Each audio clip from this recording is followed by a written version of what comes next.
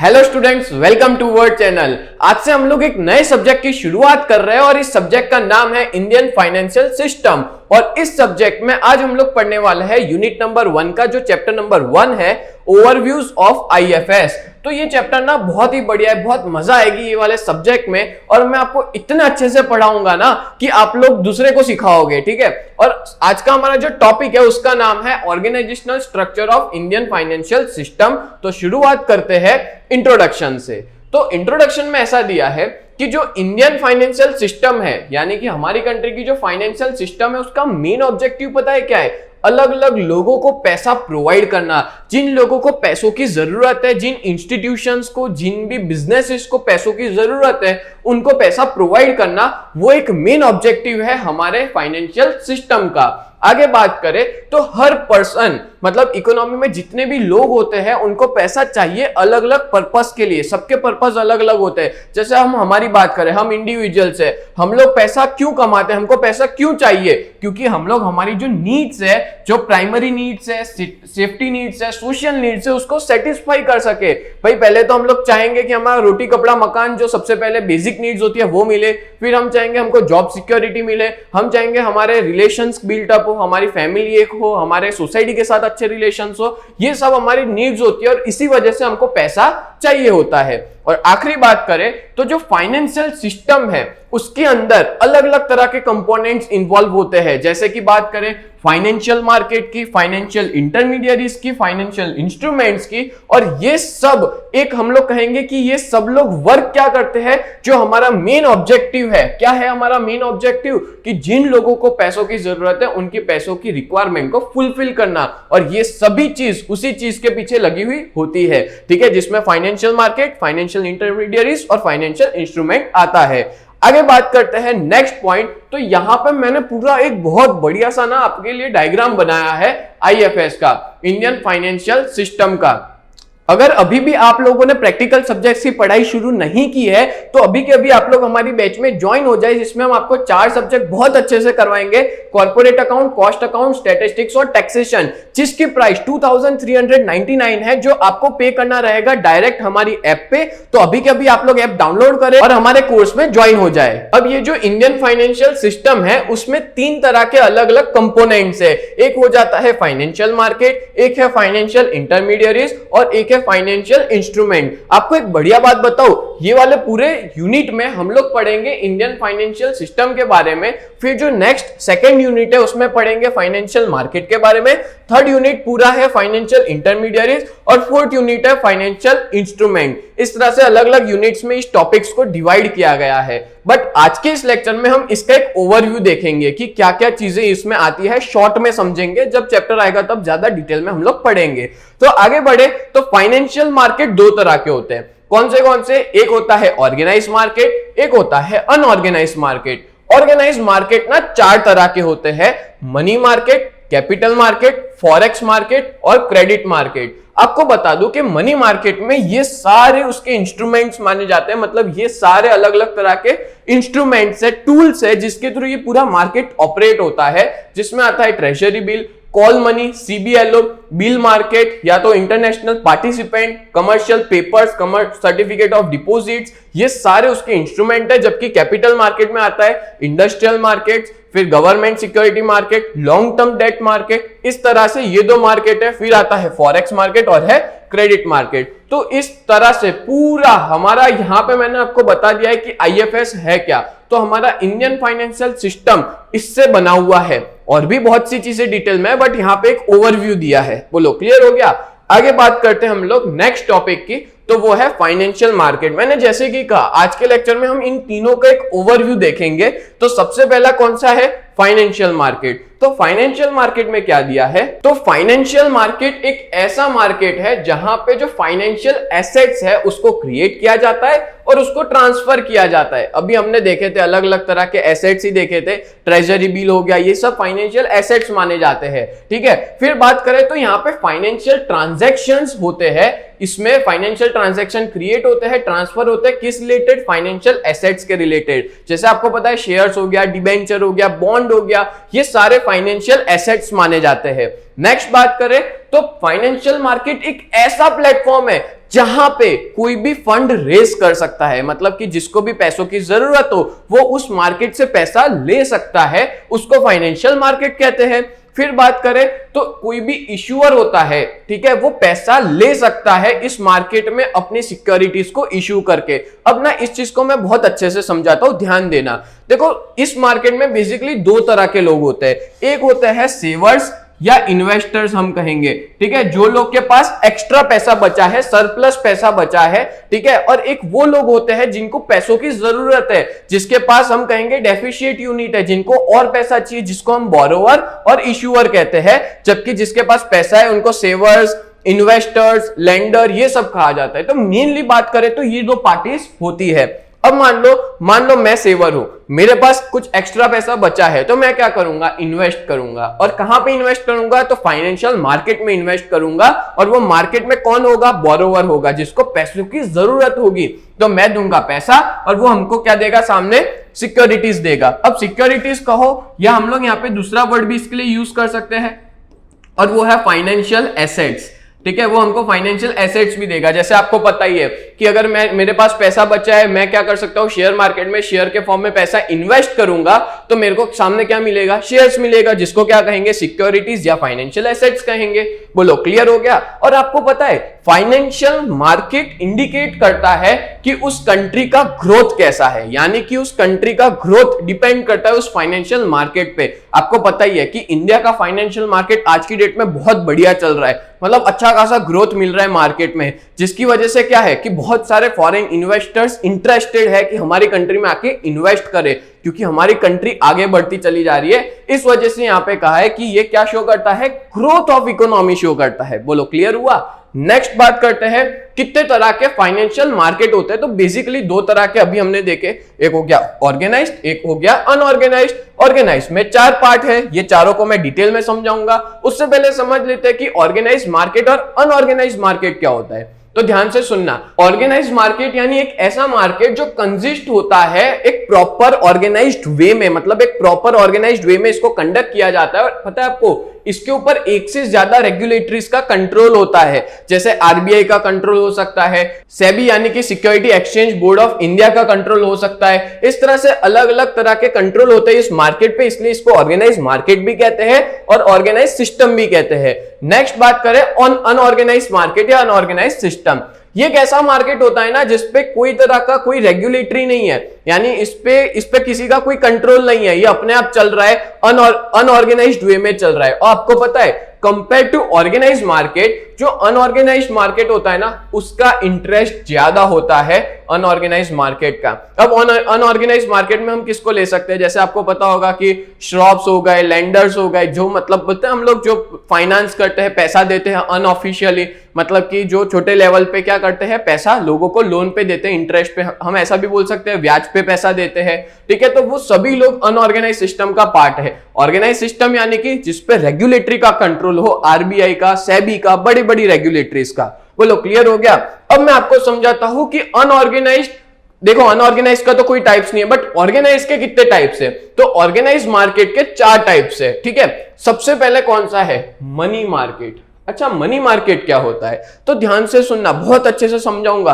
Money market एक ऐसा market है जहां पे लोग पैसा इन्वेस्ट करते हैं शॉर्ट टर्म के लिए, यानी कि हम लोग इस मार्केट में पैसा जनरली 1 साल तक ही पैसा इन्वेस्ट कर सकते हैं, 1 साल से ज्यादा के लिए नहीं कर सकते। और पता है ये मार्केट में शॉर्ट टर्म फाइनेंशियल एसेट्स तो होती है, बट ये क्लोज सब्स्टिट्यूट है मनी के, मतलब कि इच्छा हुई मेरे को नहीं चाहिए, मतलब मेरे को बेच देनी है वो एसेट्स, तो मैं बेच के पैसा तुरंत ले लूंगा, मतलब कि बहुत क्लोज सब्स्टिट्यूट है, तुरंत पैसा मिल जाता है इस मार्केट में, ठीक है। और ये मार्केट 1 साल के लिए ही होता है, ये भी याद रखना है, इससे ज्यादा के लिए हम इस मार्केट में इन्वेस्ट कर सकते नहीं है कोई एक पर्टिकुलर सिक्योरिटीज के अंदर, ठीक है। नेक्स्ट बात करें तो ये मनी मार्केट ना ग्लोबल फाइनेंशियल मार्केट है शॉर्ट टर्म बोरोइंग और शॉर्ट टर्म लेंडिंग का, यानी कि बहुत कम समय के लिए किसी को पैसा चाहिए या किसी को पैसा इन्वेस्ट करना है, दोनों के लिए ये शॉर्ट टर्म मार्केट है। और इस मार्केट को सबसेक्शन बोला जाता है फिक्स्ड इनकम मार्केट का। क्यों फिक्स्ड इनकम है, क्योंकि सीधी सी बात है शॉर्ट टर्म के अंदर आपको एक फिक्स्ड इनकम मिलेगी, एक फिक्स्ड इंटरेस्ट मिलेगा, इस वजह से इसको फिक्स्ड इनकम मार्केट भी कहा जाता है। बोलो क्लियर हो गया।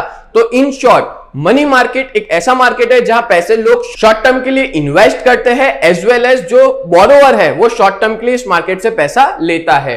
नेक्स्ट बात करते हैं, और आपको पता है मनी मार्केट पे पूरा कंट्रोल होता है आरबीआई का। नेक्स्ट है कैपिटल मार्केट। कैपिटल मार्केट एक ऐसा मार्केट है जहां पे most of part financial system, मतलब हम कहेंगे कि जो ज्यादातर पूरा फाइनेंशियल सिस्टम इसी से बना हुआ है। क्यों? और ये सबसे इंपॉर्टेंट इसलिए है, इसको हम लोग शेयर मार्केट भी कहेंगे। सीधी सी बात है भाई, जितना अच्छा शेयर मार्केट होगा वो कंट्री की ग्रोथ उतनी अच्छी होगी, ठीक है। और हमारी कंट्री में इसका इंपॉर्टेंस सबसे ज्यादा है। और यहाँ पे लोग पैसा ना जनरली इस मार्केट को लॉन्ग टर्म फंड्स के लिए यूज किया जाता है। और लॉन्ग टर्म फंड्स मतलब लंबे समय के लिए इसमें पैसा लिया जाता है, जिस भी कंपनी को या जो भी इंडिविजुअल को चाहिए। और वो पैसा किस चीज के लिए लेते हैं? तो एक्सपांशन प्लान्स के लिए और लॉन्ग टर्म प्रोजेक्ट्स के लिए इस मार्केट से पैसा लिया जाता है। जैसे एग्जांपल दो तो शेयर मार्केट देख लो। शेयर मार्केट में क्या होता है कि भाई आपने एक बार शेयर आईपीओ भर दिया, आईपीओ भरने के बाद आपका एक बार शेयर लग गया तो कंपनी जब तक है तब तक वो मार्केट में शेयर घूमता रहेगा। कंपनी ने एक बार पैसा लिया मतलब कि मार्केट में उसने क्या कर दिया, शेयर दे दिया, फिर वो मार्केट में घूमता रहता है। तो मतलब कि एक तरह से लॉन्ग टर्म के लिए कंपनी ने पैसा लिया है,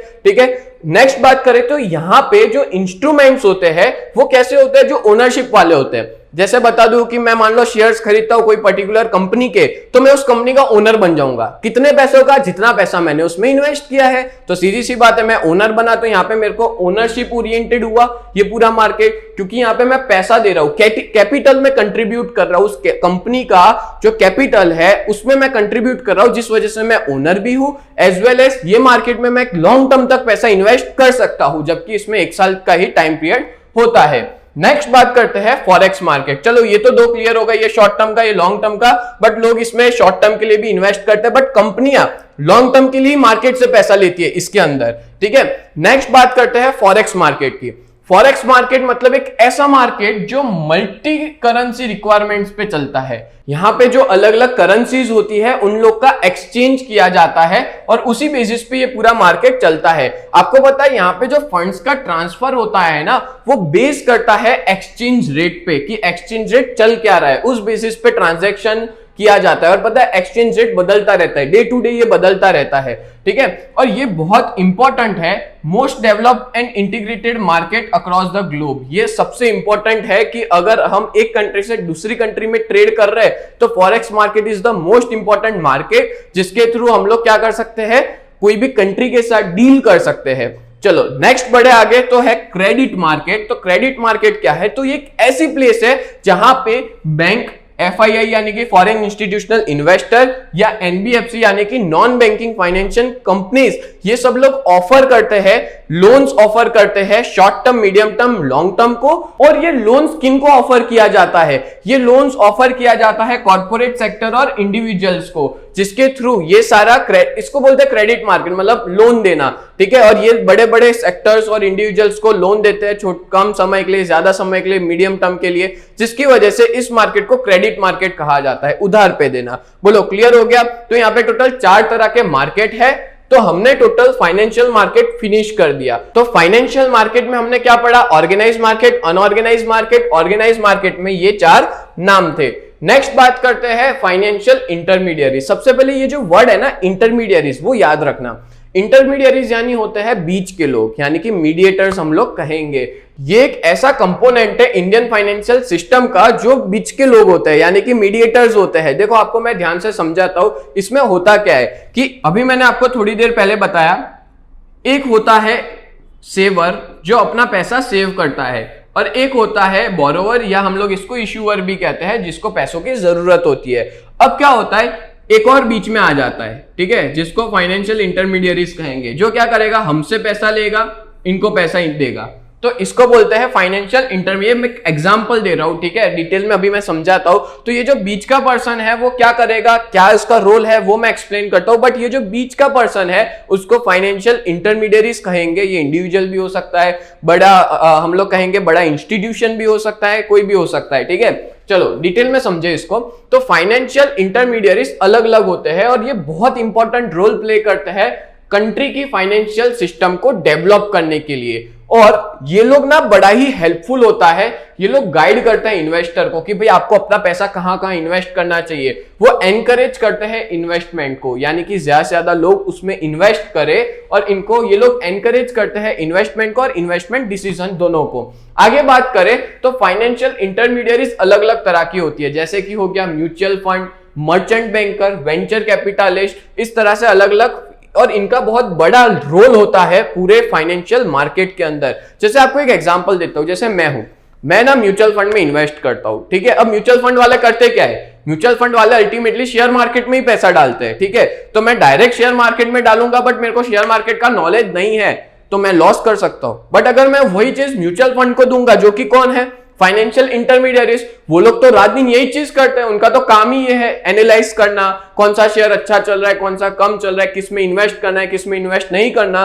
तो मैं क्या करूंगा, सीधा ये फाइनेंशियल इंटरमीडियरीज को मेरा पैसा दे दूंगा कि भाई आप देखो कि मैं किस किस शेयर में इन्वेस्ट कर सकता हूं। वो लोग पूरा काम करेंगे, ठीक है। हालांकि वो लोग थोड़ा बहुत चार्ज लेते हैं, ठीक है, उनका कुछ एक्सपेंस रेशियो होता है, बट अल्टीमेटली मैंने क्या किया, यहाँ पे मेरे को नॉलेज नहीं था तो मेरे बिहाफ में इन लोग ने शेयर मार्केट में इन्वेस्ट किया।